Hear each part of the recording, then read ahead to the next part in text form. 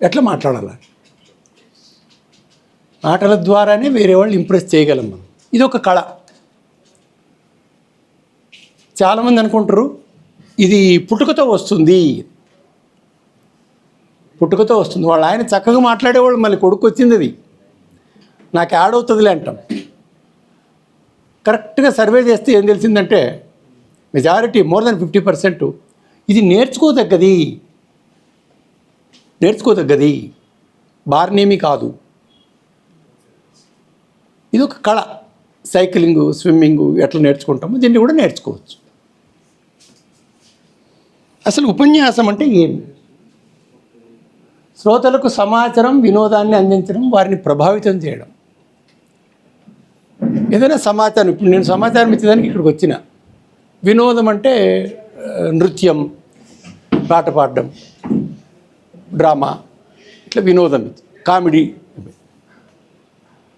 ఉద్దేశపూర్వక పద్ధతిలో వ్యక్తుల సమూహంతో బహిరంగంగా మాట్లాడడం. అంటే నేను ఒకరితో మాట్లాడిస్తే నేను సంభాషిస్తున్నాను అంటాను.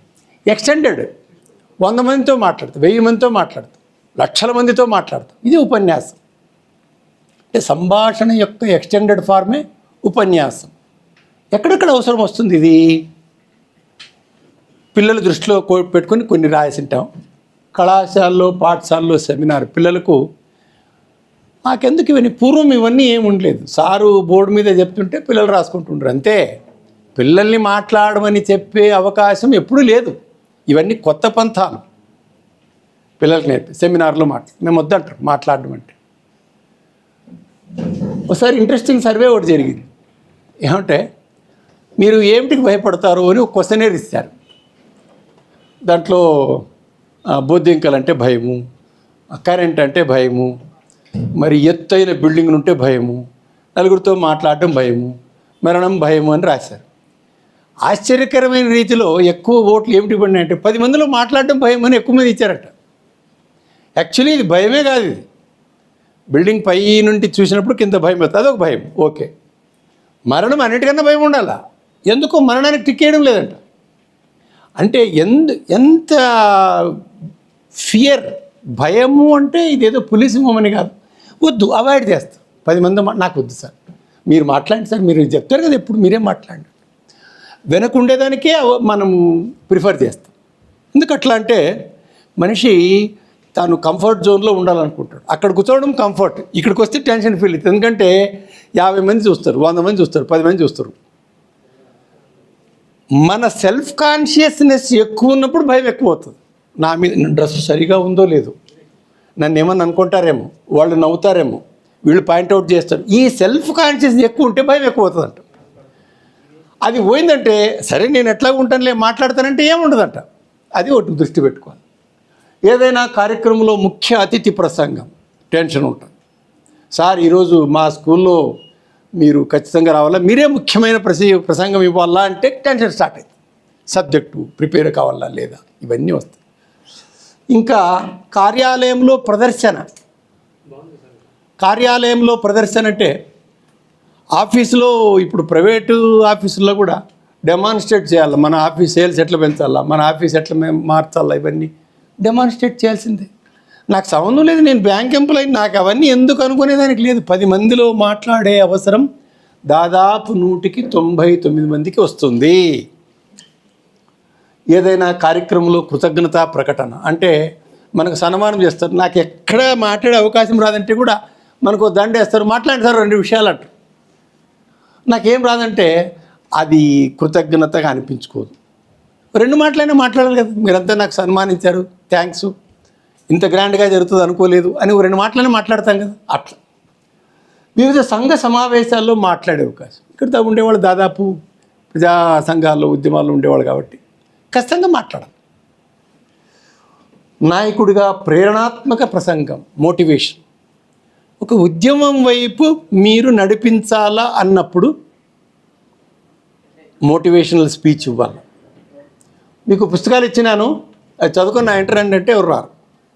జూమ్లో ఉంది కదా, మళ్ళీ డౌట్ ఏమి, అర్థం కాలే, చూసుకుని రండి అంతే, నా వెంటంటే రారు.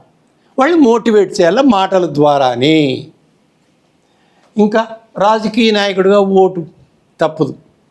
నేను ఓటు అడుగును, ఎంత డబ్బులు ఇస్తే ఓటేస్తారన్నా మాట్లాడేంత తప్పదు, మాట్లాడాల్సింది ఓటు అడగల, రిక్వెస్ట్ చేయాలి.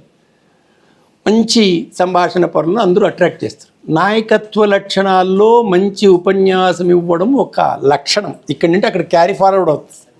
నాయకత్వ లక్షణాలు ఉన్నాయి కదా, వాటిలో చక్కగా మాట్లాడడం అనేది ఒక నాయకునికి ఉండవలసిన ప్రధానమైన లక్షణం.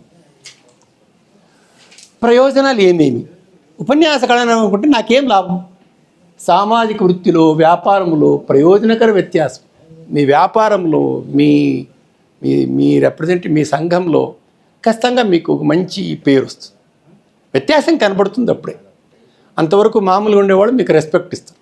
ఆ సార్కు 4 విషయాలు తెలుసు అన్ని రెస్పెక్ట్ ఇస్తారు. మీకుండే జ్ఞానాన్ని ప్రదర్శించవచ్చు. నాకు ఒక ఆర్ట్ ఉంది, నేను డ్యాన్స్ అంటే నాకు ఇష్టం, చక్కగా పాడతాను. మరి 10 మంది ముందు పాడే భయం ఉన్నప్పుడు ఎట్లా నీ జ్ఞానం ఎట్లా చెప్తావు? నాకు తెలిసింది మీకు ఎట్లా చెప్పాలా? తర్వాత మీరు సమర్థకులను తయారు చేసుకోవచ్చు. చక్కగా మాట్లాడినారంటే మీ సపోర్టర్స్ వెనక వస్తారు, మాట్లాడకపోతే రారు. తర్వాత కమ్యూనికేషన్ స్కిల్స్, ఎట్లా మాట్లాడాలా, ఇదంతా కొత్త నవీన పంత ఇది కమ్యూనికేషన్ స్కిల్స్ అని. గతంలో ఇవన్నీ ఏవి మనకు స్కూళ్ళలో నేర్పేవాళ్లే కాదు. ఇప్పటికీ అక్కడికక్కడికే ఎట్లా మాట్లాడితే ఇంప్రెస్ అవుతారు. కొంతమంది ఏదైనా ఆఫీసులో పోతే చక్కగా పని చేసుకొని వస్తారు, చదువు ఉండని ఉండకపోని. కొంతమంది పోయి అయ్యే పని కూడా చెడగొట్టుకొని వస్తారు. మనకు తెలిసింది, అనవసరంగా గొడవలు చేసుకుంటారు. కమ్యూనికేషన్ స్కిల్స్, ఒకసారి మనం ఏం చెప్తామో మనకు క్లారిటీ ఉంటుంది, వాడికి కమ్యూనికేషన్ గ్యాప్తో వేరే అర్థం వస్తుంది. దీనివల్ల కొట్లాట్లు. ప్రేక్షకుల ముందు బాగా మాట్లాడితే ఆత్మవిశ్వాసానికి చిహ్నంగా భావిస్తారు. ఇక్కడ వచ్చి చక్కగా మాట్లాడంటే మంచి ఆత్మవిశ్వాసంతో ఉన్నట్టు. ఆత్మవిశ్వాసం తక్కువ ఉండేవాళ్ళు మాకు వద్దంటారు. వద్దు సార్, మీరే మాకెందుకులే సార్ ఇవన్నీ.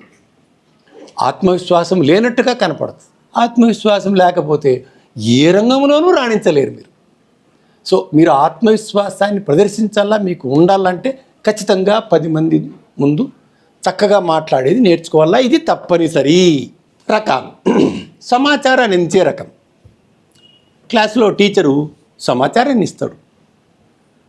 ఒక బ్యాంక్ రీజనల్ మేనేజర్ ఆ బ్యాంకుకి వచ్చి ఎట్లా ప్రవర్తించాలో అందరికి సమాచారం ఇచ్చిపోతాడు. యూజువలీ గవర్నమెంట్ ఆఫీసులో అంతా ఇదే సమాచారం ఇచ్చాడు. కలెక్టర్ రివ్యూ మీటింగ్ చెప్తాడు, ఇదిగో రాసుకోండి, నెక్స్ట్ మీటింగ్ అంతా నాకు ఇవన్నీ కావాలి రాసుకోండి అంటాడు, చెప్పిపోతాడు. నెక్స్ట్ ఒప్పించే రకం, కన్విన్స్ చేయాలి. ఒక సేల్స్ రిప్రజెంటేటివ్ 10 అపార్ట్మెంట్కి వచ్చి ఒకటి ఏదైనా అమ్మాలా, ఏసీ అమ్మాలా అంటే ఎంత కన్విన్స్ చేస్తాడు. మీరు ఏమి డౌట్ అడిగినా తీరుస్తాడు. రేటు తక్కువ అంటాడు, దాంట్లో మైనస్ పాయింట్స్ కవర్ చేయడు, ప్లస్ పాయింట్సే చెప్పుకుంటూ నచ్చ చెప్తాడు.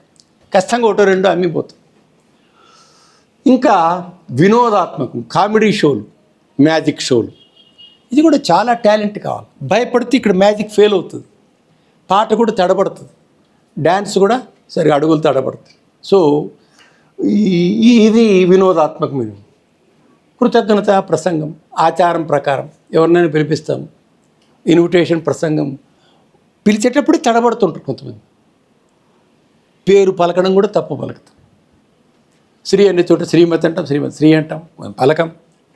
ఇట్లా తర్వాత అప్పటికప్పుడు ఆశువుగా చెప్పే ఉపన్యాసాలు కూడా ఉంటాయి. ఏదో పిలుస్తారో సడన్గా చెప్పమంటారు ఆశువుగా అప్పటికప్పుడు. దీనికి కొంత ఎక్స్పీరియన్స్ కావాలి. ఇంకా ప్రదర్శించేవి నాటకాలు, డ్రామాలు. ఇవి డ్రామాలు, నాటకాలు వేయాలంటే నీకు అసలు స్టేజ్ ఫియరే ఉండకూడదు. నటన చేయాలా, మాటలు చెప్పాలా, ఇది కష్టం, అంత సులభం కాదు. ప్రేరణాత్మక, మోటివేషనల్ క్లాస్ అంటే వ్యక్తిత్వ వికాస తరగతి, మోటివేట్ చేస్తాడు. ఇవి రకాలు. ఉపన్యాసం వెళ్ళినప్పుడు ఎందుకు భయం అవుతుందంటే ఎక్కడ తప్పు చేస్తామోనని భయం ఉంటుంది. భయం అంటే యాంగ్జైటీ అనుకోవచ్చు. ఆందోళనగా ఉంటుంది, గుండె వేగంగా కొట్టుకుంటుంది, కాళ్ళు చేతులు కూడా కాస్త వణుకుతాయి. ముఖ్యంగా టీనేజ్ పిల్లలకు, కొత్తగా మాట్లాడే వాళ్ళకు కూడా గుండె వేగంగా చెమట కూడా పడుతుంది, తడబడుతుంటారు, చేతులు తడబడుతుంటాయి, ముఖం తుడుచుకుంటుంటారు. అవునా, ఇది తడబడుతుంది, చెమటపడుతుంది, చెప్పవలసిన అంశాలు మర్చిపోతాయి. ఎప్పుడైతే యాంగ్జైటీ అయిందో మర్చిపోతారు సబ్జెక్ట్.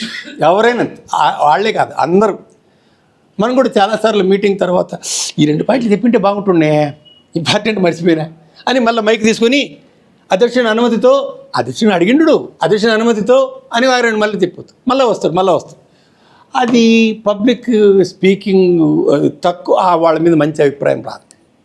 ఏ టైంలో చెప్పాలో ఆ టైంలో చెప్పి వెళ్ళిపోవాలి. నెక్స్ట్ మాటలు తొట్టుపోతాయి, నత్తిగా పలుకుతాం. నత్తి అలవాటు లేకుండా కూడా నత్తి వస్తుంది. ముందుగా శ్రోతల ఏజ్ గ్రూప్ తెలుసుకోవాలి. ఎవరితో మాట్లాడుతున్నాం, వాళ్ళ ఏజ్ గ్రూప్ ఏమి, వాళ్ళు రూరలా అర్బనా, వాళ్ళ ఎడ్యుకేషన్ స్థాయి ఏమి, ఇది మనం తెలుసుకోవాలి. యావరేజ్ సగటు ఏజ్ గ్రూప్ మీద మనం దృష్టి పెట్టాలి. కేటాయించిన సమయానికి కట్టుబడి ఉండాలి. ఒక గంట సేపు 20 నిమిషాల స్పీచ్ అని గంటన్నర మాట్లాడినా ఇంకా మాట్లాడుతూ ఉంటే ఎప్పుడు ముగిస్తాడో అని వెయిట్ చేస్తారు. ముందుగానే ఒక టైం చెప్పాను, నేను 3 నుండి 4 గంటల వరకు ఈ స్పీచ్, 2:30 నుండి 3:30కు ముగిస్తాను. అట్లీస్ట్ బోర్ కొడితే అయిపోతుంది ఇంకో 10 నిమిషాలు అనుకుంటా. గంటన్నర చెప్తూనే ఉంటే బోర్ కొడుతుంది. నిర్దేశించిన సమయానికే ప్రారంభించాలి. 2:30కు నా స్పీచ్ ఉంటుందంటే 2:30కి స్టార్ట్ చేయాలంతే. ఒకవేళ లేట్ అయితే కారణం ముందే చెప్పాను, ఒక టెక్నికల్ ప్రాబ్లం ఉందండి, ఒక 10 మినిట్స్ వెయిట్ చేయండి అని చెప్పి 2:40కి స్టార్ట్ చేస్తామని ముందే చెప్తే ప్రిపేర్ అవుతారు. వాళ్ళ గురించి పట్టించుకోకుండా నా రిపేర్ నేను చేసుకుంటా, దాన్ని అది మైక్ చేసి తీసుకుంటా, ఎప్పుడు చేస్తాడు ఈయన, బయటకన్నా పోయేద్దామా, ఫోన్ వస్తుందా, ఇంకేదైనా పని ముగించుకొని వద్దామాట. సో టైం కట్టుబడి ఉంటే బోర్ కొట్టేది, ఇది ముఖ్యమైన పాయింట్. తర్వాత సభికుల ఆకలి దెప్పికలు, ఇతర అవసరాలు గుర్తెరగాలి. ఇప్పుడు లంచ్ అవర్లో మనం 1 గంటకి లంచ్, 10 నిమిషాలు ఈయనకి ఇస్తాం అయిపోతుంది వెళ్ళిపోతాడని 10 నిమిషాలు ఆయన 3/4 గంట చెప్తాడు. ఎవరు వినరు. ఎంత ఇంట్రెస్ట్ సబ్జెక్ట్ అయినా, రామాయణ మహాభారతాలైనా వినరు. ఆకలి భోజనం లెక్క వస్తుంది. సో టైం వాళ్ళకు టీ టైం, ఇంకా బ్రేక్, అట్లా 1:30 2 అవర్స్ కన్నా ఏజ్ గ్రూప్ మీద. ఏజ్ గ్రూప్ ఎక్కువ ఉండేవాళ్ళు కాస్త 1 గంట ఎక్కువ కూర్చుంటారు. పిల్లలు కూర్చోలేరు. 10th క్లాస్ పిల్లలు కూర్చోబెట్టుకుని 1:30 చెప్తానంటే పలకరు, పక్కకు తిరిగిస్తారు. సో ఏజ్ గ్రూప్ని దృష్టిలో పెట్టుకుని ఆ టైము, వాళ్ళ అవసరాలేమి, వాళ్ళు వచ్చి మంచినీళ్ళ అవసరం, ఇవి చూసుకోవాలి. ముందుగానే మనం దీన్ని బట్టి, సంఖ్య బట్టి, టైం బట్టి మనం అప్పుడే లెక్కేసుకోవాలి, ఎంతకన్నా ఎక్కువ మాట్లాడకూడదని. ఉపన్యాసాల్లో కిందవి ఉంటే మంచిది. ఆలోచనలకు దారి తీసే ప్రశ్న వేయాలి, వాళ్ళు ఆలోచించాలి. ఎంతసేపు నేను ఇక్కడి నుండి చెప్తానంటే నిద్రపోతారు. మైండ్కి ఒక దుర్గుణం ఉంది. దుర్గుణం అండి, గుణం అనండి, ఏమంటే దానికి ఆలోచన చేసే పని ఏం పెట్టకపోతే నిద్రపోతుంది అంతే. అది మనకు మధ్యాహ్నం నిద్ర అలవాటు లేకున్నా కూడా బస్సులో నిద్ర వస్తుంది. ఎందుకంటే ఏం పని లేదు కదా, డ్రైవర్కి తప్ప ఎవరికి ఏం పని ఉంటుంది, నిద్ర వస్తుంది అంతే, ఎవరికైనా అంతే నిద్ర వస్తుంది. అట్లాగే ఆలోచన కానీ లేకపోతే నిద్ర రాదు. ఆలోచన ఉండాలి, ఏదో ఒకటి. ఆశ్చర్యకరమైన వ్యాఖ్య, కొన్ని ప్రశ్నలు వేస్తే అవునా ఇట్లా అవుతుందా అని ఆశ్చర్యకరమంగా ఉండాలి. అప్పుడు ఇదేదో తెలుసుకుందాం అని ఆసక్తి కలుగుతుంది. తప్పో రేటో ముందు ఒక తప్పు స్టేట్మెంట్ ఇచ్చేది, తప్పే ఇస్తాం స్టేట్మెంట్. నార్వేలో పోతే ఆకాశం ఎర్రగా ఉంటుంది అనేది, అవునా ఎర్ర ఎట్లుంటుంది అని ఆలోచన. అప్పుడు దాని గురించి చెప్తే వాళ్ళు వింటారు కదా. ఆ విధంగా ఏదైనా ఆలోచన, ఆసక్తికరమైన వ్యాఖ్య ఏదైనా చేస్తే కొద్దిగా ప్రజెన్స్ ఆఫ్ మైండ్లోకి వస్తారు. మైండ్ని ఎంగేజ్ చేయాలి, వాళ్ళ మైండ్కు గుణం ఏమంటే ఎవరిదైనా కానీ 20 నిమిషాల కన్నా ఎక్కువ వినదంట మైండ్. 20 మినిట్స్ అంట లిజనింగ్ స్పాన్. 20 మినిట్స్ తర్వాత మీరేం చెప్పినా వేస్ట్. దానికే పిల్లలకు క్లాస్ చెప్పినప్పుడు 20 నిమిషాల తర్వాత ఏం ప్రశ్న ఇస్తే ఏం సార్ అంటారు. ప్రశ్న చెప్పింటాం కదా, ప్రశ్న వినలే నువ్వు ఎక్కడున్నావు అంటాం. దాదాపు చెప్పుకుంటూ పోతే పిల్లలు సైలెంట్గా ఉంటారు, ఎవరు వింటుండ్రు, నీవు తప్ప నీ మాటలు ఎవరు వినరు, వేస్ట్. మళ్ళీ 20 నిమిషాల కంటే ఆపేయాలా, 20 నిమిషాలకు ఒక పీరియడ్ పెట్టేదే. 20 నిమిషాల తర్వాత ఏదో యాక్టివిటీను, కథను, జోకో ఒక యాక్టివిటీ పెడితే వాడి ఆలోచన చేపిస్తే తప్ప వాళ్ళు ప్రజెన్స్లోకి రారు. తర్వాత ప్రేరణాత్మక సూక్తి. ఎన్నో సూక్తులు ఉన్నాయి. పూర్వకాలంలో అయితే బుక్కు ఏదో ఎక్కాల బుక్లో ఒక 4-5 సూక్తులు ఉండేవి, కానీ ఇప్పుడు నెట్లో కొడితే తెలుగు, ఇంగ్లీష్ ఏ భాషలో అయినా వందలు కాదు వేల సూక్తులు వస్తాయి. కాబట్టి ఆ మీటింగ్కు అనుగుణమైన ఒక 2-3 సూక్తులు మనం చెప్పాలి. ఇక్కడ గుర్తుపెట్టుకోవాల్సింది ఏమంటే, రిపీటెడ్గా ఒకరు చెప్పింది ఇంకొరే ఇప్పుడు ఉదాహరణకు బాగా బోర్ కొటేషను అబ్రహాం లింకన్ చెప్పింది, ప్రజాస్వామ్యం ప్రజల కొరకు. బోర్ అది విని ఆ తర్వాత టీచర్ రిటైర్మెంట్ ఫంక్షన్లో అదే శ్లోకం గురు బ్రహ్మ గురు విష్ణు. బోర్ విసుగొస్తుంది. కొత్తది ఏమైనా నేర్చుకో, కొత్తది. ఈ విధంగా ఈయన ఇదే చెప్తాడని ఎక్స్పెక్ట్ చేయకూడదు ఎవరు. ఈయన ఇదే స్టార్ట్లే, ఇదైనాకి ఇది చెప్తాడు, ఇదైనాకి ఇది చెప్తాడు, బోర్ అని అంటే ఎవరు వినరు. ప్రేరణ సూక్తి ఇప్పుడు చూడండి, eye for an eye makes the whole world blind. హింస గురించి ఏదైనా చెప్పినప్పుడు గాంధీ చెప్పిన ఈ సూక్తి బల్లె వేయచ్చు. అయ్యా, కంటికి కన్ను అనేది మనము పాటిస్తూ పోతే ప్రపంచమే గుడ్డిదైపోతుంది. అంటే అవతలవాడు వచ్చి మనల్ని ఒక దెబ్బ కొట్టినప్పుడు మనకు ఒక ఆప్షన్ ఉంది. మనం ఒక దెబ్బ కొట్టవచ్చు, కాస్త గట్టిగా కొట్టవచ్చు, మనకు ఆ హక్కు ఉంది. ఎందుకంటే వాడు కొట్టాడు మనల్ని అకారణంగా, కొట్టకుండా ఉండొచ్చు. కొడితే వాడు కూడా రిపీట్ చేస్తాడు. దీనికి కంటిన్యూషన్ ఉండదు. ఇంకా వాళ్ళు వచ్చి నిన్ను కొట్టడం ఇవాళ మనం చూస్తూ ఉంటాం. గొడవలన్నీ ఇట్లా చిన్నగానే స్టార్ట్ అవుతాయి, యుద్ధాలకు పోతాయి. సో దానికి హోల్ వరల్డ్ బ్లైండ్ అయిపోతుంది, అది కనపడడం లేదు. ఓకే, ఇంకా ప్లేటో ఒక తెలివైన వ్యక్తి మాట్లాడతాడు, ఎందుకంటే అతనికి చెప్పడానికి ఏదైనా ఉంది. తెలివైనోడు మాట్లాడతాడంటే మన దగ్గర సబ్జెక్ట్ ఉంది. మూర్ఖుడు కూడా ఏదో మాట్లాడుతుంటాడు, వాడు ఏదో చెప్పాలి కాబట్టి మాట్లాడుతుంటాడు, అవకాశం వచ్చింది కూడా మాట్లాడతాడు. ప్రసంగం చాలా చిన్నగా ఉందని ఎవరూ ఫిర్యాదు చేయరు. నేను ఇక్కడ 5 నిమిషాలు మాట్లాడి వెళ్ళిపోతే, ఏం సార్ ఇంత తక్కువ చెప్తున్నా ఎవరు అనరు, బాగా పోతి పెట్టరు, ఎప్పుడు కంప్లైంట్ చేయరు. ఏం సార్ 5 నిమిషాలు మాట్లాడుతుంది, ఇంకొంచెం మాట్లాడాలా అని కంప్లైంట్ చేయరు, అవునా? సో తక్కువ టైంలో మీరు వాళ్ళని మోటివేట్ చేసేది. ఇంకా కొంతమంది తమ నాలెడ్జ్ అంతా చెప్పేదానికి పోతారు. అక్కడ నాలెడ్జ్ తనకు ఉండేదంతా.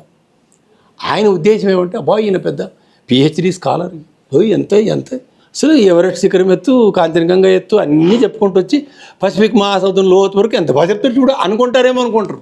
బోర్. అంత స్టాటిస్టిక్స్ ఎవరు వినరు, బోర్. స్టాటిస్టిక్స్ ఒకసారి 2 సార్లు కోట్ చేయాలి, కానీ ఊరికే నాకు నాలెడ్జ్ ఉంది కదా అని చెప్పుకుంటూ పోతే వేస్ట్. గంటతో కొలవబడిన ప్రసంగాలు గంటతోనే చచ్చిపోతాయి అంట. ఎంతసేపు గంట మాట్లాడంటే గంటసేపు అయినా గుర్తుండదు అని ఆయన ఉద్దేశం. ఇది కొటేషన్. ఇంకా గణాంకాలు. స్టాటిస్టిక్స్ నీవు చెప్పవలసిన పాయింట్ను వాళ్లకు బాగా ఎక్కేటట్లు ప్రయత్నం చేస్తుంది. స్టాటిస్టిక్స్ అంటే దాన్ని పెద్దగా డీటెయిల్స్ పోకుండా మీరు స్త్రీల అక్షరాస్యత గురించి చెప్పాలా. ఇవన్నీ ఏం దృష్టిలో పెట్టుకునే చూడండి. స్వతంత్రం వచ్చినప్పుడు పాకిస్తాన్లో సరే ఎక్కడైనా స్త్రీలు, మనకు ముగ్గురికి ఒకేసారి స్వతంత్రం అనుకోండి. భారత్, పాకిస్తాన్, చైనా వాళ్ళకు 1948 కల్చరల్ రెవల్యూషన్ అప్పటి నుంటే అంతవరకు ఏమీ లేదు. 3 దేశాలు జీరోతోనే స్టార్ట్ అయినాయి. 1951లో 9% ఉన్నారు, మనం కూడా 9% డివైడ్ అయినప్పుడు.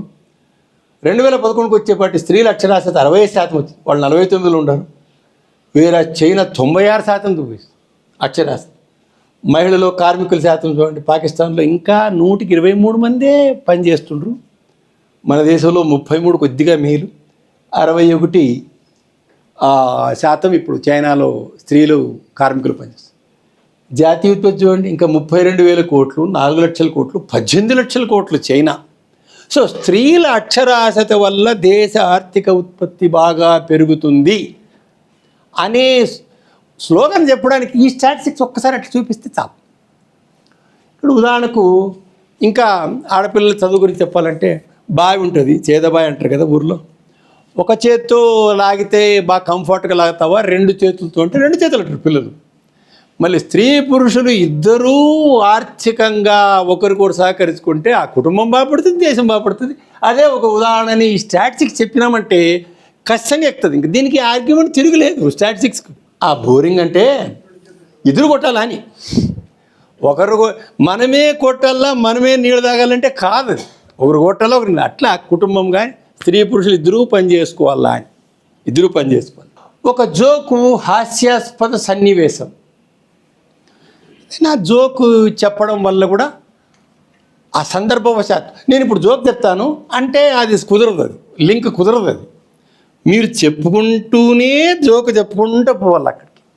ఈ 20 నిమిషాల తర్వాత వీటిని మీరు ఉపయోగించుకుంటే 45 గంట వరకు మీరు ఉపయోగించుకోవచ్చు. గంట వరకు, గంటన్నర వరకు కూడా చెప్పొచ్చు. ఇంకా వ్యక్తిగత అనుభవం. ఈరోజు నేను బస్సులో వచ్చేటప్పుడు ఏం జరిగిందంటే, ఏదానికైనా చెప్పొచ్చు. ఒకరిద్దరు మాట్లాడుకుంటుంటారు ఈ విషయం, అంటే ఖచ్చితంగా గ్యారంటీగా వింటారు. ఇక్కడ కొంతమంది మనం ఏం చేస్తామంటే మన గొప్పలే చెప్పుకుంటూ పోతాం. నేను ఇట్లవన్నిట్లో చాలా గ్రేటు, ఇట్లవన్నీ భయపడను, నేను చెప్పినాను వాళ్ళకి, ఇట్లా చెప్పుకుంటూ పోతే చులకనవుతుంది. సో బ్రీఫ్గా మనం చెప్పొచ్చు. ఇవి మన ఉపన్యాసంలో ఉంటే ఆకర్షణీయంగా ఉంటుంది. మంచి ఉపన్యాసానికి సూచనలు, మంచి అంశం ఎన్నుకోవాలి. నీకే ఇష్టం లేదు, నీకే బోర్ కొడుతుంది, ఆ అంశం ఎన్నుకుంటే ఏం న్యాయం చేస్తారు? మంచి అంశం ఎన్నుకోవాలి. పిక్ మంచి అంశం. మీరు మాట్లాడే అంశాన్ని గురించి పూర్తి అవగాహన మీకు ఉండాలి. నీకే డౌట్స్ ఉన్నప్పుడు, ఏమో డౌట్ ఉంది ఎట్లా చెప్పలేమంటే ఖచ్చితంగా ఫెయిల్ అవుతారు. మీరు ముందుగానే ప్రిపేర్ అయి ఉండాలి, ముందుగానే బాగా ప్రాక్టీస్ చేయాలి. ఈత ఎప్పుడు బాగా వస్తుందంటే 50 సార్లు ఈదినప్పుడు వస్తుంది ఎవరికైనా. పబ్లిక్ స్పీకింగ్ అనేది బాగా ప్రాక్టీస్ చేస్తే వస్తుంది, అంతే, ఇంకేం లేదు దీని గుణం, వేరే ఏమీ లేదు దీంట్లో. నేర్చుకోదగ్గదా అంటే నేర్చుకోదగ్గది. ఎట్లా? ప్రాక్టీస్ ద్వారా. రిహార్సల్ కూడా చేయాలి. పిల్లలకు మేము ఏం చెప్తుంటామంటే, డిగ్రీలో సెమినార్స్ పిల్లలు, మీరు రూమ్లో ఉంటారు కదమ్మా, రూమ్లో ఉన్నప్పుడు మీరు ఒకరికొకరు చెప్పుకోండి. యాక్చువల్లీ అక్కడికి వచ్చిన సబ్జెక్ట్ బాగా తెలిసిన వాడు కూడా పాపం ఫెయిల్ అవుతుంటారు. 3 నిమిషాలు మాట్లాడమన్నా కూడా మాట్లాడుతుంటారు పిల్లలు, సబ్జెక్ట్ మర్చిపోతుంటారు. ఇది గ్రాడ్యుయేట్లు 20 సంవత్సరాల పిల్లలు మీరు నేర్చుకుని వచ్చి చెప్పమంటే కూడా సబ్జెక్ట్ బ్లాంక్ అయిపోయి బుక్ చూసి చదువుతుండ్రు. ఇక్కడ బుక్ చూసి చదివిపోతుంది. ఎందుకంటే యాంగ్జైటీ వచ్చే మర్చిపోయి. బాగా చదివే పిల్లలు పరీక్షల్లో బాగా రాస్తారు మళ్ళా. కాబట్టి ప్రాక్టీస్ చేయాలి. సరే, జుగుప్స కలిగించేవి, అశ్లీలం పదాలు, ఇవన్నీ కొద్దిగా అవాయిడ్ చేస్తే మంచిది. ఇందాక చెప్పినవే మంచి కొటేషన్, ఉదాహరణలు ఎక్కువగా చెప్పుకుంటూ పోమంటాడు. ఉదాహరణలు లేదా పాత జరిగింది ఈశ్వరచంద్ర విద్యాసాగర్ సంభాషణ, ఆయన సంభాషణలో జరిగిన అంశాలు చెప్పచ్చు. వివేకానందుంది స్పీచ్ ఎంత అట్రాక్టివ్గా ఉంది, గెటిస్బర్గ్ స్పీచ్ అబ్రహాం లింకన్. సహజంగా ఉదాహరణలు కోట్ చేయొచ్చు, ఏదైనా నిర్వచనం చేయొచ్చు. ఏదైనా నిర్వచనం. ఇప్పుడు పొద్దున్న మనము జ్ఞానము అంటే ఏమి, యాక్చువల్లీ మనకు చాలామంది జ్ఞానం అంటే జ్ఞానమే అంటాం. డెఫినేషన్, జ్ఞానానికి విజ్ఞానానికి డెఫినేషన్. ఈ నిర్వచనము చెప్పితే మన దగ్గర సబ్జెక్ట్ ఉన్నట్లు అవుట్వాడు ఈరోజు ఏదో నేను నేర్చుకున్నాను అనుకొని ఇంటికి పోతాడు. బయట పోయినాక ఏం చెప్పిరు సార్ అంటే, ఏమో చెప్పిరప్ప సారు, ఏమో చెప్పి కానీ ఆ అబ్బాయిని బలి తిట్టా, అది కూడా గుర్తుంటుంది వాడికి. ఇంక సబ్జెక్ట్ మర్చిపోయింటాడు, వాడిని కొడతానే అట్లే అంట. అది గుర్తుకుంది కానీ సబ్జెక్ట్ ఏం చెప్పినా గుర్తులేదు. కాబట్టి ఇట్లా ఒక 2-3 నిర్వచనం, మీరు ఏమి ఆ రోజు సబ్జెక్ట్ చెప్తారు దాని డెఫినేషన్ పిల్లలకు చెప్పాలా. తమాషా సంఘటన, ఒక అంశాన్ని నుండి ఇంకోసం లాజికల్గా మారదు, అబ్రప్ట్గా సబ్జెక్ట్ మార్చి పారేస్తారు కొంతమంది మాట్లాడేటప్పుడు. మనం ఏదో మాట్లాడుతుంటాం, సబ్జెక్ట్ చేంజ్ చేసి ఉంటాడు, మనకు కన్ఫ్యూజ్ అవుతుంది, ఫాలో కాలేము. సో అట్లా మాట్లాడితే లాజిక్గా ఉండదు, కన్ఫ్యూజ్ అవుతారు శ్రోతలు.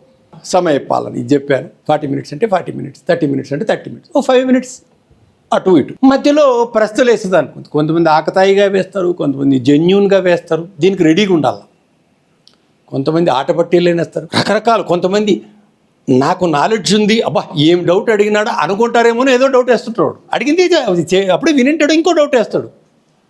కొంతమంది తమ ఎక్స్పీరియన్సే డౌట్గా చెప్తారు. మళ్ళీ దీన్ని చెప్పు మరి చిన్నప్పుడు ఏమైందంటే నాకు అని ఒక 10 నిమిషాలు చెప్తాడు. వీటిని రెడీగా ఉండాలి. అప్పటికప్పుడే నోరు మూసుకో కూర్చో అనేదానికి రాదు. మరి ఎట్లా ఎదుర్కోవాలా? కొన్ని మార్గాలు ఉన్నాయి. వాళ్ళని డిస్కరేజ్ చేయగడే, సరేలే వై కూర్చో అంటే కూర్చో, సరేలే ఏం చెప్పినామని వేళాకోళం చేస్తే హర్ట్ అవుతాడు. వాళ్ళతో పాటు అక్కడ ఉండేవాళ్ళు కూడా ఏమీ ఇట్లా మాట్లాడుతాడు అంటారు. సో మనం ఏం చేయాలంటే డౌటు బాబు బ్రీఫ్గా చెప్పారు. ఇది చెప్పినాక రైట్ మంచి ప్రశ్న, ఓ పని చేద్దాం, మీటింగ్ తర్వాత మాట్లాడదామా అంటే ఏమంటాడు? వద్దంటాడా? ఇప్పుడే చెప్పంటాడా? అది ఏదో క్యూరియాసిటీ కోసం అడిగిండు. వీలైతే అది జనరల్గా అందరికి ఉపయోగపడుతుంది. మర్చిపోయినా బాగా గుర్తు చేసినావు అని దాన్ని చెప్పేసింది. ఇంకోసారి ఏదో ఇంత పడుగు చెప్తాడు. అయిపోయినా బాబు ఎస్ మన పాఠం మనం చెప్పేది, మనం చెప్పవలసింది చెప్పుకుంటూ పోతే అంటే నీ డౌట్కు విలువే లేదు అని చెప్పినట్లు మనం అట్లా ఎదుర్కొనవచ్చు.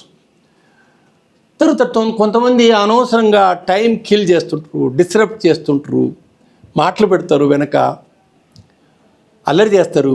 ముఖ్యంగా టీనేజ్ పిల్లల్లో అది ఉంటుంది సహజం.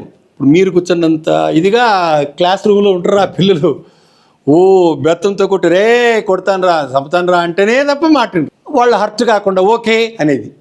ఏమన్నా ప్రశ్న సార్ మళ్ళీ నిన్న ఈ క్లాస్లో నువ్వు వేరే రకం చెప్తుంటా కదా, రైట్ మళ్ళీ చూద్దాం. మీకు ఎవరికైనా డౌట్స్ ఉంటే స్లిప్లు పంపించండి, ఆన్సర్ చేస్తానని. మీకు ఎవరికైనా డౌట్స్ ఉంటే అడగాలనుకుంటే స్లిప్ పంపించండి, ఇంపార్టెంట్ అయితే ఇప్పుడే చెప్తా, లేకుంటే తర్వాత చెప్తాను. వీలైతే చెప్పేది, లేకుంటే అంతే. అది ఆ తర్వాత బయటకు పోయినా చూసుకునేది టీ తాగేటప్పుడు. ఇట్లా కూడా మనం సభికులను హేళన చేయకూడదు, రచ్చగొట్టకూడదు. ఏం చేసుకుంటావు అంటే అవతల వాళ్ళు అర్థం అవుతారు, అఫెండ్ అవుతారు, మొత్తం ఖరాబ్ అయిపోతుంది. మీకు సహాయపడేందుకు ఒకరైనా అసిస్టెంట్ ఉండాలి. ముఖ్యంగా ఇట్లా ప్రొజెక్టర్స్ ఇవి వాడేటప్పుడు మైక్ ఆడేసి ఒకరైనా మనకు సహాయకులుగా ముందుగానే మాట్లాడుకొని పెట్టుకోవాలి. మనమే అన్నీ చేసుకోవాలంటే కుదరదు, అవునా? ముఖ్యంగా ఆడియో సిస్టమ్ భలే ఫెయిల్ అవుతుంటుంది. నేను అమెరికా రాష్ట్రపతి మాట్లాడే మైక్ ఫెయిల్ అయ్యే సందర్భం కూడా టీవీలో చూసిన. అంటే మైకులు ఫెయిల్ అయ్యేది కామన్ అని ఎక్కడైనా దెబ్బతింటుంది. ఇది ఎందుకు ఆడియో సిస్టమ్స్ దెబ్బతింటాయి? ఎక్కడ కరెంటు పోవడం ఏదో ఒకటి జరుగుతుంది. దీనికి సిద్ధంగా ఉండాలా. కరెంటు పోతుంది. ఎవరో మన ఎక్కడో మీటింగ్ పోయినా అది ఎవరో ఇట్లా పోయినారో మొత్తం కింద పడిపోయింది, మొత్తం అవన్నీ కింద పడిపోయింది, ప్రొజెక్టర్ కూడా ఆఫ్ అయిపోయింది. ఆఫ్ అయినా కూడా సబ్జెక్ట్ కంటిన్యూ చేసేంత నాలెడ్జ్ ఉంటుంది. ఆఫ్ అయిపోయింది, ఇంక ఇప్పుడు ఏం చేయాలా? సరే ఇంక నాకు బాగా మర్యాద చేస్తారులే, ఇంక పోతా అంటే ఫెయిల్. అది స్టార్ట్ చేయాలి, అదొకటి చెప్పాలి. తర్వాత నిస్సహాయత, నిరుత్సాహపరిచి ఓటమి అంగీకరించి. స్టార్టింగ్లోనే కొందరు అపాలజిక్ ఉంటారు. వాస్తవంగా నాకేం రాదు అయినా పిలిచినారు, ఇంకేం గురి ఉంటుంది నీ మీద? అంత మొత్తం చెప్పేసినారు, ఇంక నేనేం చెప్పాలి? అసలు ఎందుకు వస్తావు నువ్వు? వాళ్ళు చెప్పాల్సింటివి ఏం మాట్లాడదు లేదు స్వామి అని చెప్పేసి అయిపోకుండా ఈ సోది కూడా లేదు కదా. సో అపాలజిటిక్ స్టార్ట్ కాకూడదు. ఎప్పుడు పిలిచినారు ఉత్సాహంగా మాట్లాడి మూడు చూసేది కట్ చేసేది అంతే. అప్పటికే మాట్లాడిపోయినారు అందరూ, ఇంకా మాట్లాడకేం లేదు. అయినప్పటికీ ముఖాలు గంట కొడతారు మళ్ళీ అదొకటి. ఎల్లప్పుడూ ఆశావాదుడు, ఇది అవుతుందని చెప్పాలి. ఈ దేశం బాగుపడే లక్షణమే లేదు అని ముగించకూడదు ఎప్పుడు. ఈ దేశం బాగుపడే ప్రశ్నలే రాసి పెట్టుకుని కావాలంటే, అంటే నీకే నెగిటివ్ అవుతుంది, కష్టాలు ఉన్నాయి అని మనము ఆశావాద దృక్పథంతోనే ఉండాలి. అడ్డంకులు ఏమంటే సాంకేతిక సమస్యలు డెఫినెట్గా వస్తాయి. కరెంటు పోయేది, బయట ఎక్కడో శబ్దం.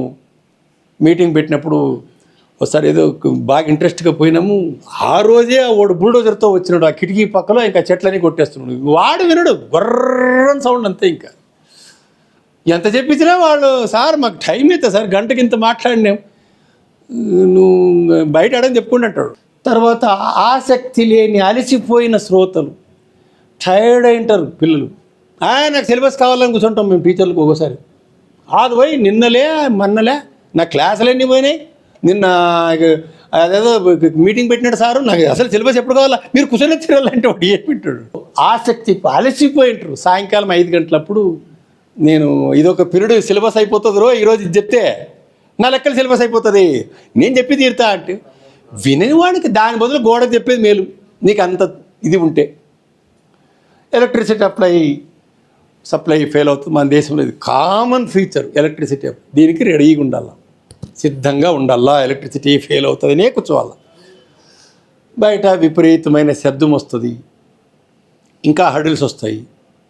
మనం ఏదైనా చెప్తుంటాము, head master, head of the institution వస్తాయి, అందరూ రాసుకోండి, రేపు ఖచ్చితంగా వీళ్ళంతా అటెండెన్స్ లేవు, మీరు ఫీజు మీరు ఆయన అంతా ఖరాబ్ అయిపోతుంది. ఇది గవర్నమెంట్ ఇన్స్టిట్యూషన్స్లో మామూలు. ఇది రెడీగా ఉండాలి. వీటికి బాడీ లాంగ్వేజ్. మనము ఏమి చెప్తున్నామో 30% మాటలు, 70% శారీరక కదలికలేనంట మనం ట్రాన్సిట్ అయ్యేది నాలెడ్జ్. నేను మాట్లాడుతున్నాను మీ దగ్గర అంటే 30% నా మాటలు, 70% శారీరక కదలికలు, చెయ్యి, కాలు, ముఖం, కండ్లు. వీటి ద్వారా నువ్వు ఎక్కువ చెప్తావు. అదే నేను ఇప్పుడు ఒక స్క్రీన్ వేసుకొని నేను మాట్లాడినంటే ఏం వింటారు? ఏది ఎఫెక్ట్గా ఉంటుంది మీరే చెప్పండి. స్క్రీన్ వేసుకుంటా, ఇప్పుడు నేను చెప్పిందే చెప్తా వెనక నుండి, మీకు ఎవరికి కనపడను. ఉపన్యాసము అంటే ఉపన్యాసం అనగా అని అన్నీ చెప్తాయి. ఏమర్థమవుతుంది? మంచి కనపడాలి కదా. కాబట్టి మనము బాడీ కదలికల మీద ఒక పట్టు ఉండాలా. Eye contact. మామూలుగా పిల్లలు లేదా కొంతమంది అలవాట్లు పైన ఎక్కడో చూస్తుంటారు. భారతదేశం గురించి చెప్పాలంటే ఎవరు చెప్తావు? ఐ కాంటాక్ట్ సభికులతో ఉండాలా. కన్ను ద్వారా చూసినామంటే వాళ్ళు పక్కకు తిప్పుకోలేరు, వింటారు. తర్వాత బాడీ ఎరెక్ట్, పూరా వీక్గా కనపడకూడదు అక్కడ అని, అలసిపోయినట్లు కనపడితే ఎవరు వింటారు? ఒకే చోట స్టిఫ్గా కొంతమంది ఇట్లే నిలబడతారు. యూజువల్లీ పిల్లలు చూస్తుంటాం. పిల్లలు ఏమన్నా సెమినార్ గురించి మాట్లాడమంటే చేతులు కట్టుకుంటారు. ఇది డిఫెన్స్ ఫోర్స్. డిఫెన్స్ ఇది అంటే నేను భయపడుతున్నానని చెప్పకనే చెప్పినట్ల, నీవు చెప్పేది నాకు ఇష్టం లేదు, నేను డిఫెన్స్ మోడ్లో ఉన్న వాకిలు క్లోజ్ చేసినా అని చెప్పినట్లు అంటే చేతులు కడితే ఇట్లా, నాకేం అవసరం లేదు చెప్పేది అనే రీతిలో ఉంటుందంట. ఒకే చోట నిలబడకుండా జస్ట్ మూమెంట్. భారతదేశం ముందుకు పోతుంది అని ఒక అడుగు ముందేస్తే బాగా ఎఫెక్టివ్ కనబడుతుంది. అదే పూర్వం ఆదిమ కాలంలో ఒక అడుగు వెనక్కి, కొద్దిగా చూసుకోవాలి వెనక ముందు, మళ్ళీ స్టేజ్ ఉందో లేదు, తప్పని పడితే కష్టం. చేతులు ఎక్కడ పెట్టుకోవాలని మా స్కూల్లో కాలేజీలో పిల్లలు చాలా ఇబ్బంది పడుతుంటారు. మగ పిల్లలు జోలో పెట్టుకుంటారు, ఆడపిల్లలకి ఇంకా ఇబ్బంది, మాటికి ఇది చేసుకుంటారు, ఇబ్బంది పడుతుంటారు. అంటే యాంగ్జైటీ ఫీల్ అవుతున్నారు అని. చేతులు ఎక్కడ పెట్టుకోవాలంటే స్వేచ్ఛగా వదిలేయాలంటాడు. అవి ఏం చేస్తే చేసుకొని, విషయానికి అనుగుణంగా శారీరక కదలికలు, విషయం బట్టి. ఇది చాలా పెద్ద సమస్య. దీన్ని మనం జాగ్రత్తగా ఆలోచన చేయాలి. కండ్లు ఇది కదా, ఇది చాలా పెద్ద సమస్య. దీనిని జాగ్రత్తగా ఆలోచింప చేయవాలి. ఎక్కదు అది. సో మీరు చేతుల ద్వారా, కాళ్ళ ద్వారా, కన్ను ద్వారా, ముఖం ద్వారా, తల ఊపడం ద్వారా మీరు చెప్పవలసింది వాళ్ళకి ఎక్కిస్తుంటారు. సభికులకు అనుకూలంగా వాయిస్. ఆ వాయిస్ ఇందాక సహాయకులన్నానే, మైక్ మాట్లాడేటప్పుడు మనకు వెనక బాగా వినపడుతుందా లేదా అడగల్లా. మైక్ ఒకసారి మాట్లాడుతుంటారు, వెనక అల్లరి పడిందంటే మైక్ వినపడడం లేదు అని. ఆ తర్వాత గట్టిగా మాట్లాడినామంటే ముందున్న వాళ్ళు ఇబ్బంది పడతారు. సార్ ఏం సార్ ఇంత గట్టి చెప్తావు అంటారు. సో మన వాయిస్ పిచ్చు సంఖ్య బట్టి 1,00,000 మంది దాంట్లో పూర్వం అనాలి, కానీ ఇంతమందిలో పూర్వం గురించి ఇంత గీపెట్టే అవసరం లేదు. స్ట్రెంత్ బట్టి మన వాయిస్. ముఖంలో చిరునవ్వు. నవ్వు యు ఆర్ వెల్కమ్ అని చెప్తుందంట. ఎవరైనా మనం కనపడినప్పుడు కొత్త వాళ్ళు కానీ పాత వాళ్ళు కానీ మనం నవ్వినామంటే యు ఆర్ వెల్కమ్, నీతో మాట్లాడడానికి నేను రెడీ, నువ్వు నాకు శత్రువు కాదు, నువ్వు మంచివాడివి, మాట్లాడదాము అని చెప్పినట్లు అంటారు నవ్వు. మీరు బాగా చూడండి, ఏదైనా ఆఫీసులో అందరూ పనిచేస్తుంటారు కదా, ఎవరు తెలుసు మనకు, ఎవరు మనల్ని చూసి నవ్వుతారో వాడి దగ్గర పోతాం. వాడికి సెక్షన్ సంబంధం ఉందో లేదో డైరెక్ట్ పోతాం. సార్ ఇది ఎవరి దగ్గర సార్ అని అడుగుతాం కదా. అందరూ ఇట్లే ఉన్నవాడి దగ్గర ఎవరు పోరు, ఇట్లే ఉండడానికి పోరు. అసలు నా పని కాకపోయినా పర్లేదు అనుకుంటారు, కానీ వాళ్ళ దగ్గర పోరు. మాట్లాడేటప్పుడు ఇబ్బంది అవుతుంది. దీని గురించి చెప్పాలంటే ప్లెయిన్లో పోయేటప్పుడు ఎయిర్ హోస్టెస్ గురించి చెప్పాలి. పాపం 5-6 గంటలు 14 గంటలు పడుతుంది. అమెరికా పోవాలంటే 14-15 గంటలు, యూరోప్ పోవాలంటే ఏ దేశానికి పోయినా 6 అవర్స్ పడుతుంది, మినిమం 6 అవర్స్. మనమైతే టైర్డ్ అయిపోతాం, విసుగు వస్తుంది.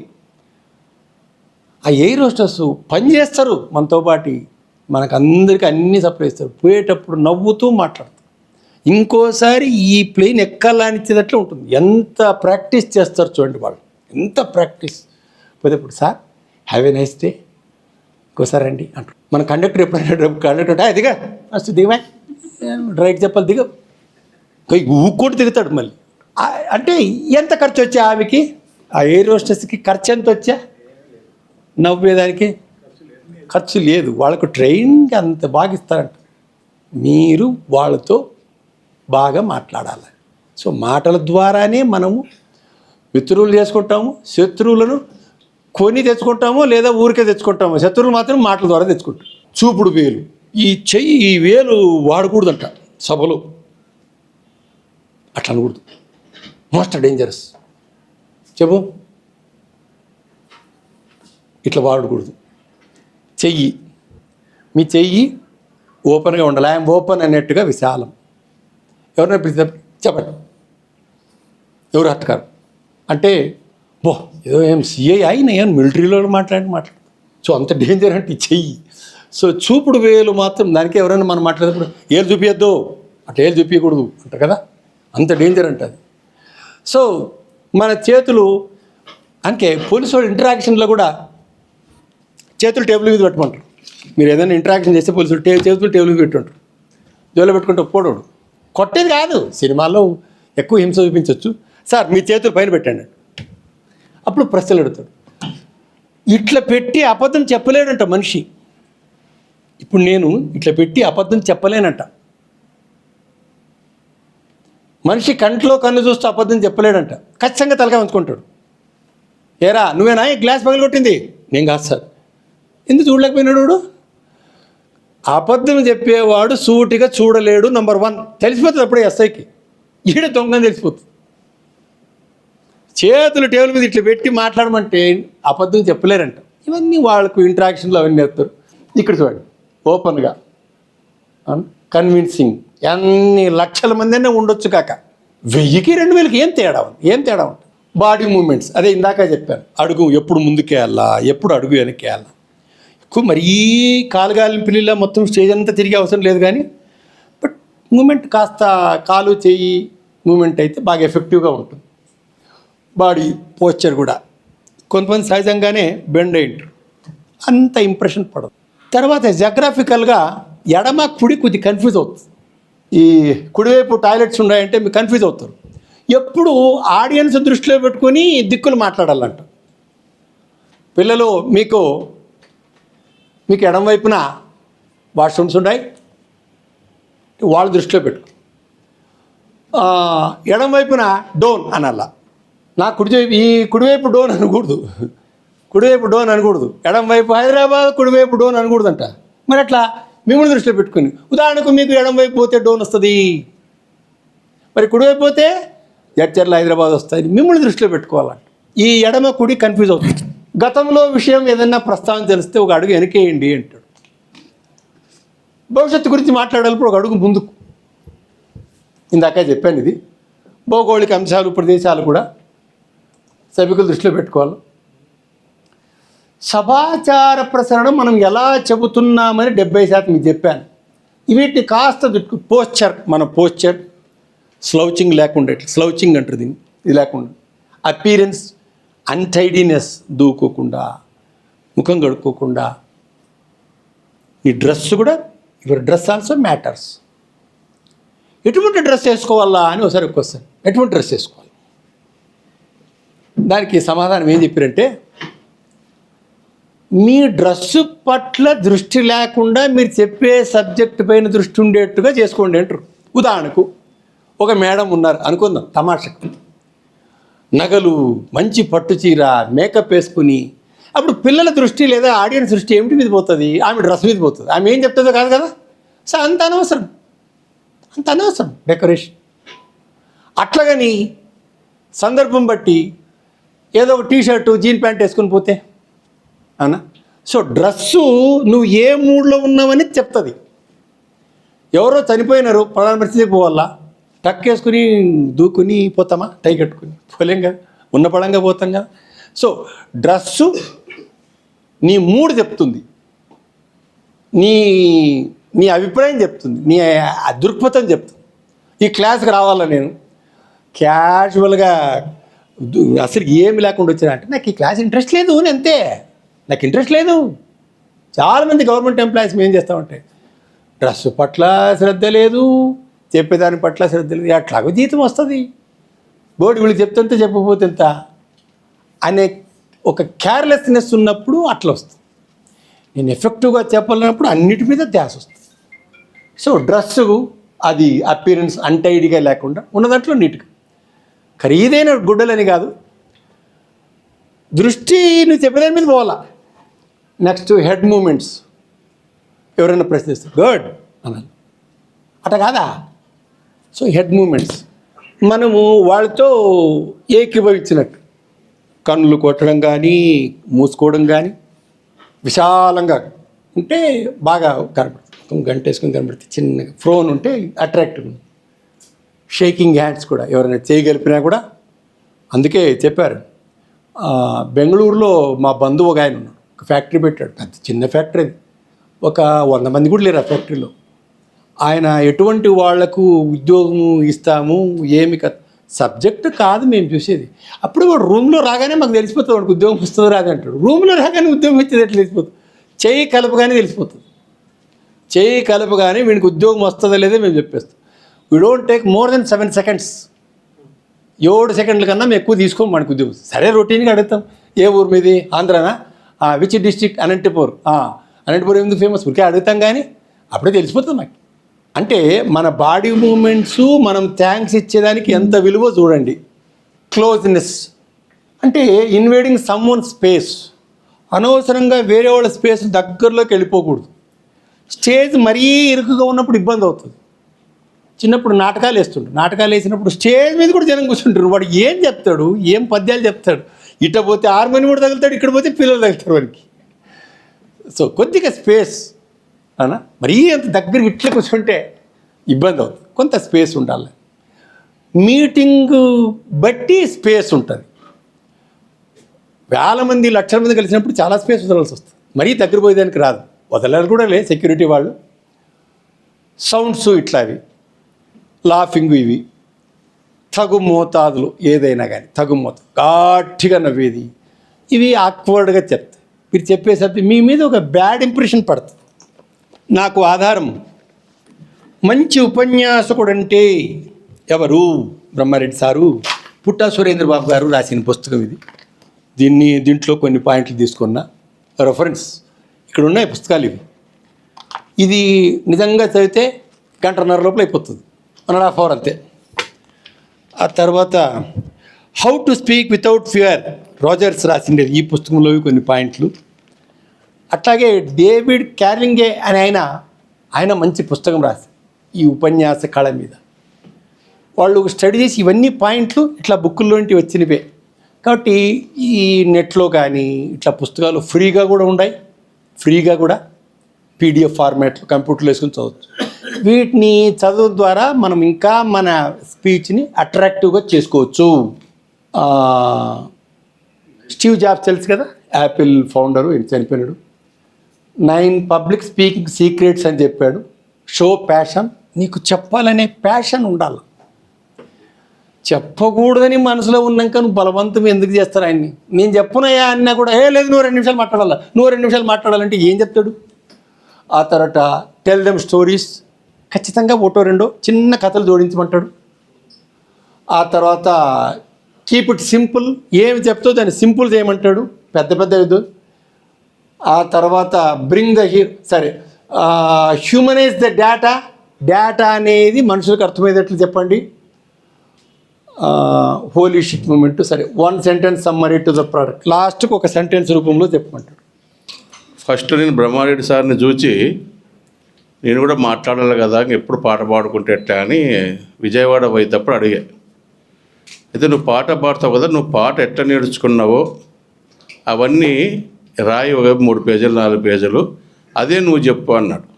అంటే మనకి ఏదైతే తెలుస్తుందో ముందు ఆ సబ్జెక్ట్ మీద మనం మాట్లాడితే అదొక పబ్లిక్ స్పీక్ అయింది. ఇప్పుడు నీ గురించి నువ్వు మాట్లాడడం, నీ గురించి ఎవరు తెలియదు కదా. నీ గురించి అంటే మంచివి ఒక 2 నిమిషాల నుండి ఒక 5 నిమిషాలు నీ గురించి నువ్వు మాట్లాడు. ముందు దానికి ఒక ఇది వస్తుంది అనమాట, ఓహో నేను కూడా మాట్లాడగలను అని. కొంతమంది మనకు ఎదురవుతుంటాయి. నేను ఒకసారి ఇంజనీరింగ్ కాలేజ్ పోయినా, వాళ్ళు ఏం చెప్పినా ఈరోజు నేను 3 రుణాల గురించి చెప్పదలుచుకున్నా అంటే అంటారు.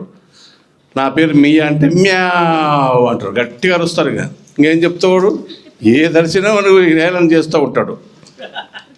ఇక ఏదన్నా అంటే నేను ఇప్పుడు సార్ వస్తున్నా అంటే వచ్చానా అంటాడు. ఇంకా అట్ట 5 నిమిషాలు సత్తా ఇచ్చినారు వాళ్ళు ఇంజనీర్లు. సర్లే అయితే నేను ఒక మాట చెప్తా, మీరంతా పల్లెటూరు నుండి వచ్చిన వాళ్ళే కదా, అదిగిన మీరు చెప్తే మీకు అన్నీ తెలిసినట్టే లెక్క అని నిన్ననే పేపర్లో కల్పించుకున్నా. అది యాక్చువల్గా జరిగిన విషయమే. నిన్ననే పేపర్లో ఒక విషయం తెలుసుకున్నా. విజయనగరం జిల్లా పాడేరులో వాళ్ళు ఇంజనీర్ అలా మొత్తం ఇంజనీరింగ్ సెక్షన్ ఒక ఇంజనీర్ ఆయన పాడేరులో అంతా ట్రైబల్ ఏరియాలో ఒక రోడ్ వేస్తున్నాడు. రోడ్ వేస్తుంటే ఒక పెద్ద బండరాయి అడ్డం వచ్చింది. ఆ బండరాయిని పగలొట్టడానికి అప్పుడు వింటారనమాట. వాడు బే అనేది బంద్ చేస్తాడు. ఇక ఇది కొత్తగా చెప్తున్నాడు కదా అనే ఆలోచనలో పడతాడు. అది మీకు తెలిస్తే నేను పోతాను అన్నా. అప్పుడు బ్యాలు మర్చిపోయినారు. 5 నిమిషాల వరకు చెప్తా సాగించిన కొంచెం బ్యాలు మొత్తం మర్చిపోయాను. పెద్ద బండరాయి అడ్డం వచ్చింది. అది పగలగొట్టాలా, పగలగొట్టి రోడ్ వేయాలా. రోజు వచ్చి టక్కేసుకొని ఇంజనీరు చూసిపోతుంటే, ఏంది సార్ రోజు వచ్చి చూసిపోతారని అక్కడ ట్రైబల్ పొదుపులక్ష్మి వాళ్ళు అడిగినారంట. ఇది బండమ్మ, రోడ్ వేస్తున్నాము, దీన్ని పగలగొట్టాలా, మా లెక్కల ప్రకారము ఇది 4 లక్షలు ఖర్చు అవుతుంది, ఇది ఒక నెల రోజులు పడుతుంది, దీన్ని పగలగొట్టి అవతల వేసి రోడ్ వేస్తాం. మీరు ఇక్కడ కొట్టాలు వేసుకున్నారు కదా, పక్కన హట్స్ ఉంటావు, కొట్టాలు వేసుకున్నారు, బాంబులు పెట్టి పగలగొట్టేటప్పుడు రాళ్ళు మీ కొట్టాల మీద పడే అవకాశాలు ఉంటాయి, కాబట్టి దూరంగా వేసుకోండి, రోడ్ వేసినాక దగ్గర వేసుకోండి అన్నారట. ఎంతకి ఇచ్చినారు సార్ అన్నాడు. అంటే 4 లక్షలకి ఇచ్చినారంటే అప్పుడు పొదుపులక్ష్మి వాళ్ళు అంతా నవ్వినారంట. ముసలోళ్ళు 15 మంది. ఈ బండ పగలగొట్టడానికి 4 లక్షల, మాకు 50,000 ఇవ్వండి సార్, పగలగొట్టి అవతల పాడేస్తాం అన్నారంట. ఆ ఇంజనీర్ ఆశ్చర్యపోయినంట, ఏందిరా తమాషనా, నేను ఇంజనీరు అప్పుడు 3 ఏళ్ళే కావచ్చు, 3 ఏళ్ళు తర్వాత 3 ఏళ్ళు డిగ్రీ పీజీ చేసి ఎంటెక్ బీటెక్లు చేసి గవర్నమెంట్లో బాగా ఉద్యోగం తెచ్చుకొని పైసా ఖర్చు లేకుండా, అంటే ఒక లంచం తీసుకునకుండా కరెక్ట్ లెక్కలేసిన 2πr² బర్రెలు ఇన్ని 4 లక్షలు కూర్చుంటే 50,000కి చేస్తారా అని ఆశ్చర్యపోయి, ఎట్లా చేస్తారు అని, నీకెందుకు సార్ అని అవసరం, మాకు 50,000 ఏంటి అన్నారు. 50,000 ఇస్తే ఇచ్చి ఎన్ని రోజులకి అవుతుంది అని అంటే, మీరు ఆయన ఎన్ని నెలలు చెప్పినాడు ఆయన, అట్లా మధ్యాహ్నం అడగల మళ్ళీ ఇంటుండరా లేదా అని. నెల చెప్పినాడు. మేము 5 రోజులు పగలగొట్టి అవతల వేస్తాం. నెల ఎక్కడా, 4 రోజులు ఎక్కడా, 50,000 ఎక్కడా, 5 రోజులు ఎక్కడా, ఎట్లా పగలగొట్టింటారో మీరు చెప్పితే ఈ సభలో మీకు ఒక రోజుకి 500 ఇచ్చి ఒక ఇద్దరికి ఫస్ట్ ప్రైజ్ సెకండ్ ప్రైజ్. నిన్ను కాదు, నీకు 500 నేను ఇస్తాను. ఎట్లా పగలగొట్టారో చెప్తే మీకు 1000 రూపాయలు నేను ఇచ్చి వెళ్ళిపోతాను. Pin drop silent. ఆ ప్రిన్సిపాల్ కూడా నేను 45 నిమిషాలు మాట్లాడిన తర్వాత ఎట్లా పగలగొట్టినారు సార్ అన్నాడు. మళ్ళీ ఆలోచించని సార్ పిల్లలు, నేను చెప్తాలే నీకన్నా, ఇంటికి వచ్చి ఫోన్ చేసి అడుగుతాడు ఎట్లా పగలగొట్టినారు అని. అది మా నాలెడ్జ్. కాబట్టి ఇట్లా ప్రశ్నలు వేసినాము అనుకో వాళ్ళ మీద, ఇక ఇట్లా ఈ మధ్య మనం ఫిజిక్స్ కూడా లెక్కలేస్తాం. ఎక్కడ ఏ ఆడియన్స్ని బట్టి అల్లరి, ఇప్పుడు సార్ అన్నాడు కదా అల్లరి చేస్తుంటారు పిల్లలని. ఇంత చెక్క, ఒక రాయి, ఒక ఇనుప ముద్ద ఉన్నటువంటి ఒకటి, ఈ 3 ఒకే ఎత్తునుంటే వేస్తే ఏది ముందు పడుతుంది అని అన్నాడు. ఇనుము సార్ అంటాడు. వాడు చెక్క అంటాడు, రాయి అంటాడు, చెప్పండి అంటాడు. వాళ్ళు సార్లే కూర్చుని ఉంటారు. ఒక్కోసారి వాళ్ళకు కూడా తెలియదు. ఇంకా వచ్చేది రాయి అంటే ఆ సార్ల తర్వాత లాస్ట్ వరకు చెప్తానని మొదలు పెట్టాలన్నమాట. అంటే మోటివేషన్ వల్ల మన వైపు తిప్పుకోవడానికి ఇటువంటి పద్ధతులు కూడా చాలు. ఇంకా హావభావాలు మామూలుగా చేయాల్సింది సార్ చెప్పినట్టుగా. ఇంకో ముఖ్యమైన విషయం ఏమంటే వాయిస్, బేస్ వాయిస్ ఉండాలి. వాయిస్ అనేది చాలా ఇంపార్టెంట్. రామారావు మొట్టమొదటిసారి ఫీల్డ్లోకి వచ్చినప్పుడు నాగేశ్వరరావు భయపడినాడంట. ఏందబ్బా బేస్ వాయిస్ ఉంది, నాకంటే ఎత్తున్నాడు, అందగాడు, నేను నిలబడుతున్నా లేదా అన్నాడంట. వెంటనే ఆయనకి లేనటువంటి గుణం ఏదో ఎన్నుకొని ఈయన స్టార్ట్ చేస్తాడు. అప్పటికి కొంచెం ఉంది. దాని పేరు ఆ కాలంలో డ్యాన్స్. ఈయనకి డ్యాన్స్ అంటే ఆడాడు ఊపుతాడు, కొంచెం నాగేశ్వరరావు ఆయనకంటే మేలు. దాన్ని బేస్ చేసుకొని జ్యోతిలక్ష్మి ఇది బేస్ చేసుకొని చిరంజీవి కూడా డ్యాన్స్ యాడ్ చేసుకోవచ్చు. అంటే నా ఎదుట ఆయనకు లేనటువంటి జ్ఞానము, ఎదుట ఆయనకు లేనటువంటి విషయాలు అవి ఏముండవు, అవి మనం చెప్పగలిగినామంటే డెఫినెట్గా ఆయన అంటే అక్కడ టీచర్లకు ఏవైతే రావో మనం ఆ సబ్జెక్ట్తో ముందు వైపు చెప్పాలి. ముందు అవునే ఇది బాగుందే, వెరైటీగా, ఇది ఎప్పుడు వినలేదే, ఫిజిక్స్లో బయాలజీలో కూడా వినలేదే అని ఆటోమేటిక్గా మన సబ్జెక్టు వింటారు. కిరణజన సంయోక్రియ చెప్పాలనుకున్నాం మనం కిరణజన సంయోక్రియ చెప్పాలనుకున్నాం. కిరణజన సంయోక్రియకు సంబంధించినటువంటి ఓ మూఢనమ్మకాలు మన దగ్గర ఉండాలి. ఒక ఆయన అంటాడు తోరణాలు కట్టినాడంట, ఇంటికి తోరణాలు కట్టడం తప్పు లేదు, మామిడి తోరణాలు. కానీ ఎందుకు కట్టినావయ్యా అని అడిగితే మా సాంప్రదాయం సార్ అంటే మనం అడగవలసిన పని లేదు. సాంప్రదాయాన్ని గౌరవించుకునే హక్కు వాళ్ళకు ఉంది. ఎందుకు కట్టినానంటే అని చెప్తాడు. దాని పేరు సూడో సైన్స్. ఎందుకు కట్టాలంటే ఆక్సిజన్ రిలీజ్ చేస్తుంది కదా, ఆ రిలీజ్ చేసిన ఆక్సిజన్ మన ఇంటాది పదలు హాయిగా ఆనందంగా పీల్చుకోవచ్చు అంటాడు. అప్పుడు కిరణజన్య సంయోక్రియ గురించి చెప్పాలి. కిరణజన్య సంయోక్రియ అంటే ఏంది, మరి ఏం తక్కువ ఉంది ఆకులకి అది చెప్పినామనుకో, అరే ఈ కిరణజన్య సంయోక్రియకి మన జీవితానికి లింక్ ఉంది అని. అట్లా మన సబ్జెక్టుకి వాళ్ళ జీవితానికి లింక్ ఉంటే ఆటోమేటిక్గా అందరూ వింటారు. ఈ విధంగా కొన్ని మంచి ట్రిక్స్ చెప్పినాడు సార్ రమేష్ సారు. మరి దీన్ని ఇంకా ఇటు పుస్తకాలు చదివి ప్రాక్టీస్ చేయాలంటే, ఏమీ తెలియని వాడు కూడా ప్రాక్టీస్ చేయాలంటే నీ గురించి నీవు 2 నిమిషాలు మాట్లాడు. మంచి అద్భుతమైన సబ్జెక్ట్ ఏమంటే బ్రహ్మారెడ్డి పదే ఎందుకు చెప్తాడు ఇద్దరు కూర్చోబెట్టుకోనంటే ఆయన మన కోసం కాదు చెప్పేది, ఆయన కోసమే. ఆ సబ్జెక్ట్ ఇంకా బాగా రావాలని. ఎన్నిసార్లు వినలే మనం నిప్పు కాలును సబ్జెక్టు. ఏంటికి అట్లా అంటే ఆయనకి పర్ఫెక్ట్గా రావాలన్నమాట. అట్లా మనకి చెప్తూ ఆయన కొత్త జ్ఞానాన్ని తెలుసుకుంటాడు. ఆ సబ్జెక్ట్ మీద పట్టు వస్తుంది. మనకు కూడా వింటూ ఆయన చదవాల్సిన పనులే. ఇప్పుడు సార్ చెప్పినాడు, దాదాపుగా ఆయన 4 గంటలు ఖర్చు పెట్టి ఇవన్నీ ప్రిపేర్ చేసుకొని వచ్చింటాడు. మనం 40 నిమిషాల్లో విన్నాం. ఆ 40 నిమిషాల్లో వినేది దాదాపు మనకి 20 నిమిషాలు చదివినట్టుగా మనకు ఉంటుంది. కాబట్టి వినడము అనేది స్పీకింగ్లో కూడా చాలా ఇంపార్టెంట్. విన్నవాడే మాట్లాడగలడు.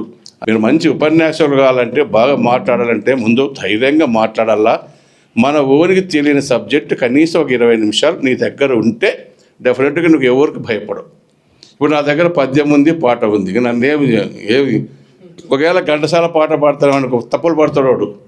బిట్టి ఇట్లాగా సార్ ఇట్టాల కాలం వరదలని పాడితే ఎవరికి తెలుసోడా.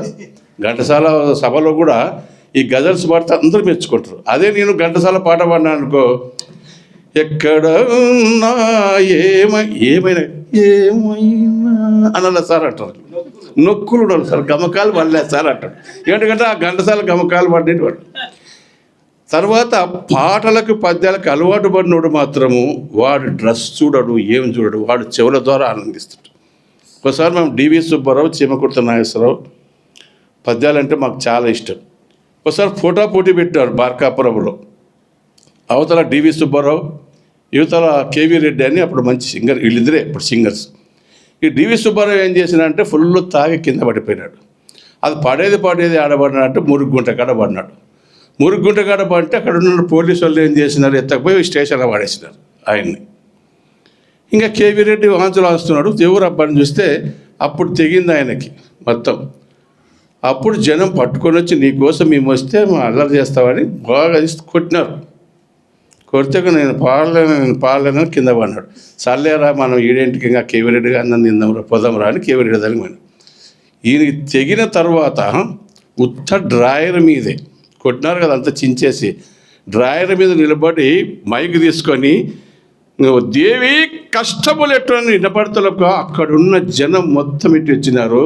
డ్రాయర్ మీదే 2 షీళ్ళు కాజేసినాడు. ఎందుకంటే ఒక్కసారి మనం విని ఆనందించింటే ఆ చెవులు ఇంక వాడు ఏ డ్రెస్ చూడరు, వాడికి ఆనందం. అంటే చెవుల ద్వారా విన్నాము, మాటల ద్వారా ఇవన్నీ మనకి ఆనందించే రకాలు కొన్ని. కొంతమంది ఘంటసాల మాదిరే పాడతారనుకో, ఆడ వస్తున్నాను అనుకో ఆయన దగ్గర పోతాం. బాలసుబ్రహ్మణ్యం ఇప్పుడు ఆయన ఉండడు, ఒక పిల్లోడు వచ్చినాడు ఈ మధ్య పద్యాలు పాటలు పాడతాడు. ఒక ఆయన మొన్న వచ్చినాడు, నా మాట నత్తి నా పాట కత్తి అని. వాడు మాట్లాడితే నత్తి మాట్లాడతాడు, పాట పాడేటప్పుడు ఏ పాడుతున్నాం అది ఏం రాదు. మరి అటువంటి విషయాలు కూడా ఎందుకు అవ్వందంటే దాని మీద ఇంట్రెస్ట్, బలమైన కోరిక ఉండాలి. అట్ట కోరిక కాదు, నేర్చుకోవాలో పట్టుదల ఉండాలి. అదే నేను పాటల మీద పాడాలని బ్రహ్మారెడ్డి 4 పేజీలు రాయంటే రాసుకొని చూపించిన, బ్రహ్మాండంగా ఉంది మొదలు పెట్టాడు. నేను సారు జీవసుధకు పోయినాం. జీవసుధ అని పాట అనగానే ఏమంటే ఆయన లోపల నా కాళ్ళు దడ కొట్టుకున్నాయి. ఫస్ట్ స్పీకింగ్ అప్పుడు పాట అనగా నేను చెప్పాలి, పాట పాడగలను, నాకు ఆల్రెడీ వచ్చిన పాట పాడగలను. పాట అనగానేమి పాట లక్షణాలు అని టోటల్ ఫెయిల్. అప్పుడు బ్రహ్మారెడ్డి పదవరా వద్దరా ఇప్పటికీ అని తీసుకున్నారు. ఆ తర్వాత మళ్ళా 2 సార్లు, 3వసారికి వెనక్కి తిరిగి చూడలే. 23 జిల్లాలో ఉన్న డైట్ కాలేజీలో మాట పాటతో 6 గంటలు చెప్పి వచ్చినాం. బ్రహ్మారెడ్డి ఒక రోజు, నేను ఒక రోజు. అంటే కోరిక అనేది మాట్లాడాలా, చేయాలా, ఈ సబ్జెక్టు నేర్చుకోవాలా, నేర్చుకొని 10 మందిలో నా ప్రదర్శన ఇవ్వాలా అనే కోరిక కానీ ఉంటే నువ్వు డెఫినెట్గా దాన్ని అప్పుడు తప్పులు పాడవచ్చు, తప్పులు ఉంటాయి, తప్పులు బాగానే మన మాట్లాడేది 1-2 తప్పులు ఉంటాయి చెప్తారు. ఇప్పుడు పొద్దున గోపాల్ చెప్పేటప్పుడు అది కాదు, ఇట్లా సరి చేసుకుంటే బాగుంటుంది, పామును కప్పను గడచడం అని ఇట్లా సార్ సరి చేసుకుంటా సార్, సరి చేసుకున్నా లేదు. నెక్స్ట్ ఆ మాటకి ఇంకోతారు ఉపయోగించాడు అనమాట. కాబట్టి మాట్లాడుతూ ఉంటేనే సబ్జెక్టు మనకి బాగా వస్తుంది, ధైర్యం వస్తుంది, ఆ సబ్జెక్ట్ మీద గ్రిప్ వస్తుంది, హావభావాలు కదులుతాయి. ఒక్కసారిగా సబ్జెక్టు మన మైండ్లో దిగిందనుకో ఆటోమేటిక్గా చేతులు ఆడితే ఫుట్బాల్ ఆడుకుంటాం కదా. ఒక్కసారి 3 సార్లు 4 సార్లు నేను అదే సబ్జెక్ట్ చెప్పిన, అదే సబ్జెక్ట్ మీద నాటకం అలా అన్న, కార్చీన అన్న 5 సార్లు రజనీబాయితో, 6వసారి ఆమె భయపడింది. ఎందుకంటే నేను కుర్రోన్న అయితే కొంచెం ఆమె ఏజ్డే, అయినా నీ వద్ద ఆడాలంటే భయం అయితే గట్టిగా అరుస్తావు అని. కాబట్టి సబ్జెక్ట్ వస్తే మటుకు మనకి బ్రహ్మాండంగా ఉంటుంది.